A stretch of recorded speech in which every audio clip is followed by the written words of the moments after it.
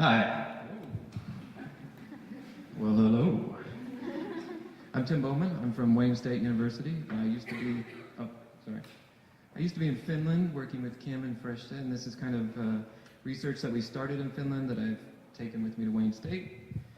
And so I'm going to talk about the Creator Gate, and I'm not sure if you're all familiar with this, but there was a paper published in January of this year in PLOS, and it was discovered by readers and posted online via social media that the authors had mentioned the Creator many times in the article, saying that the mystery of the Creator's invention and blah, blah, blah is the proper design by the Creator. So this, of course, had scientists up in arms saying, how does religion fit into science? And how did this get published in PLOS? So it's a really interesting case study because it covers so many aspects. It covers open science, it covers peer review, it covers religion and science. And I started thinking about it and was able to get in at the beginning and collect tweets about this. So in March, just 3 months after it was published, PLOS retracted it, saying that the readers raised concerns, blah, blah, blah, that were not adequately addressed during peer review. So PLOS basically listened to social media, checked the article, and pulled it. And again, this is a really interesting case study. So let's think, what's happening on Altmetrics? Wow, 1865.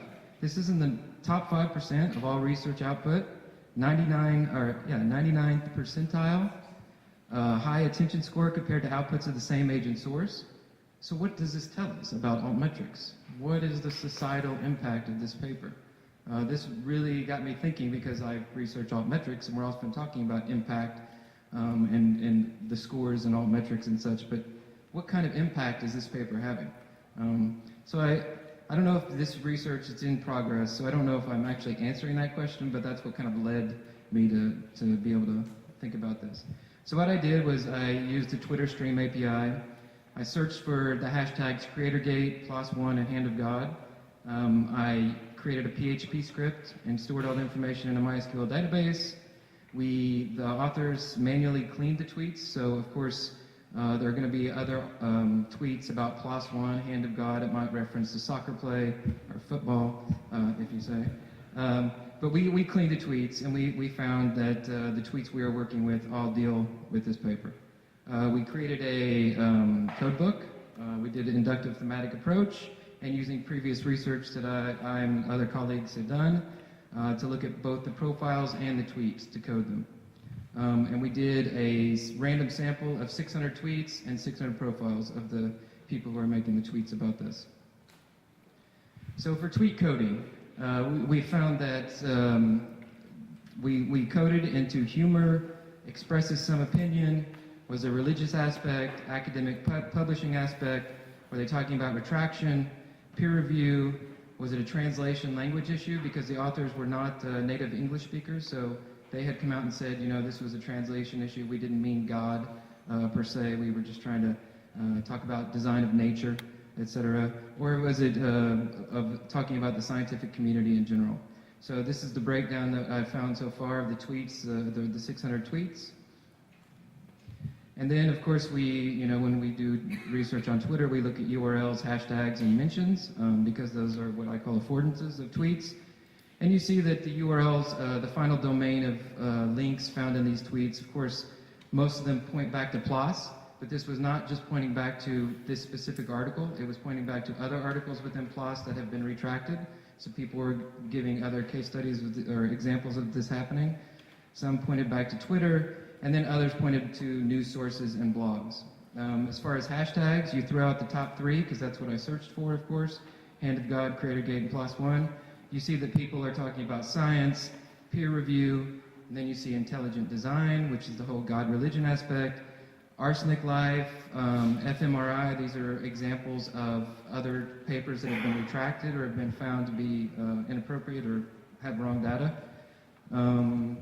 Creator, again, open access. So you see that there's these threads throughout these tweets talking about these issues. We have religion science, we have peer review, we have open science. So the tweets reflect this conversation. As far as mentions, of course, everyone's yelling back applause at the top. And then Nature published a brief article about this. Then Southern Fried Scientist and Southern Fried Science is a kind of an organization, I think, on marine life, I believe, or biology of something. They posted a lot of tweets about this. And then Twitter also gives you what media is embedded in the tweet. So you see the top one is the hand of God from, who is it, Da Vinci? No? Yeah, Da Vinci. The second highest, what was it? Oh, Michelangelo, yeah, thank you, sorry. There's my, I know about altmetrics, I don't know about art.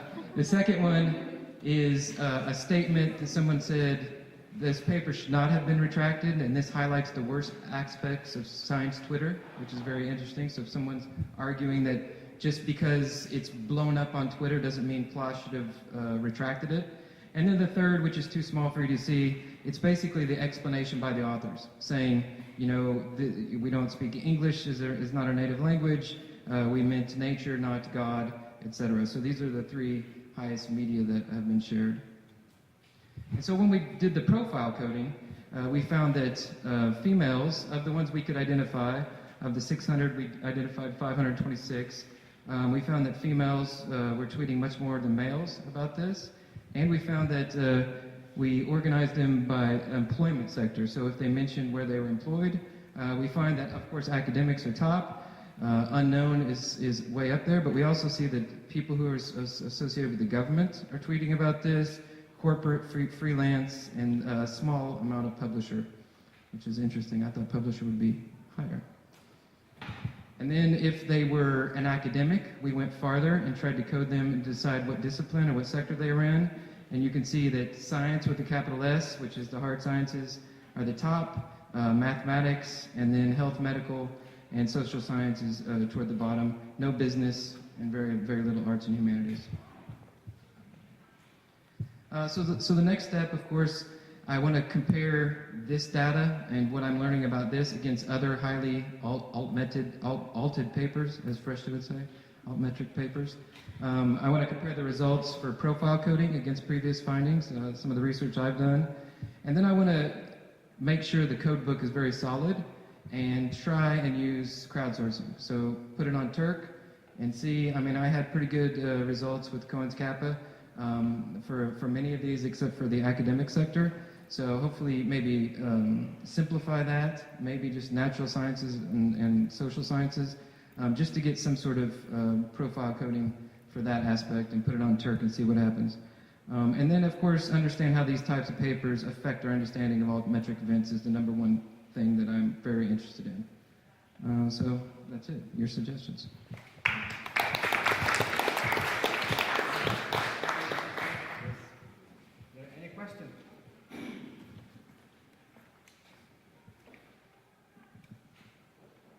Two things that immediately came to mind here with this was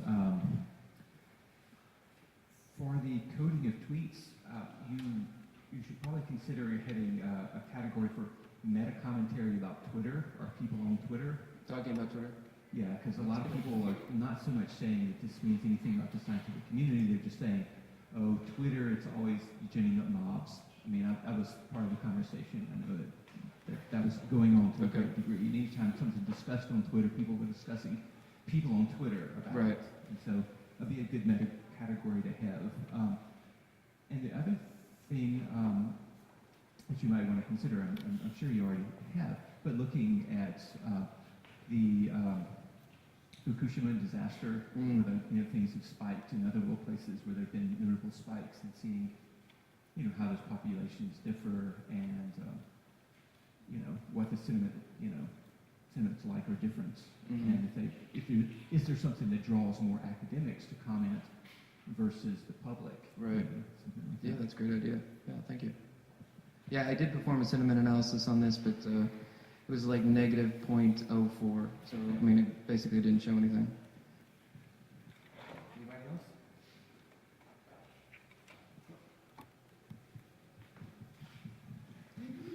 I have technical question. Yeah. I think the there is a non-English tweet in the sample. No English tweets? Yes, the Spanish tweet or Japanese tweet. You know, it's all English, yes. And that's one of the things that is something that obviously needs to be addressed because there were many Chinese tweets, because I believe the authors were Chinese. So there was that population talking about that I can't interpret. So I need to bring someone in to look at those as well. Yeah. Anybody else? And of course, we're missing Weibo. I mean, I'm sure there was a huge conversation on Weibo, I would assume. I'm really curious to know how you define humor. Wow, it was, it's, I don't have that right here. It's been a while since I coded it. What do we do? American humor, European humor. You know, it was probably American humor. No, that's probably right, because there were two Americans coding, so it's going to be different, depending. And we had a huge problem with, what was it? So I put the code book up here. Or no, this is just for profiles, not tweets. I can't remember. We had another problem, but we ended up getting quite a good inter-array reliability. But you know, if someone else from a different culture were using the same code book, maybe they wouldn't. Okay, thank you. Yeah. Something that I was thinking when you were presenting is, so this is an example of how metrics, in this case Twitter accounts, cannot be taken linearly, as we do, for example, with citations. The more the better. The citation, the better. Here we have actually cases that the more is not necessarily the better. There are cases that receiving a lot of tweets may be an indication of something. Sure. So just for the future, so if you are able to identify patterns that are characteristic of these publications that get highly tweeted, but for the sake of wrong. Or another reason. Yeah, that would be very helpful. Yeah, definitely.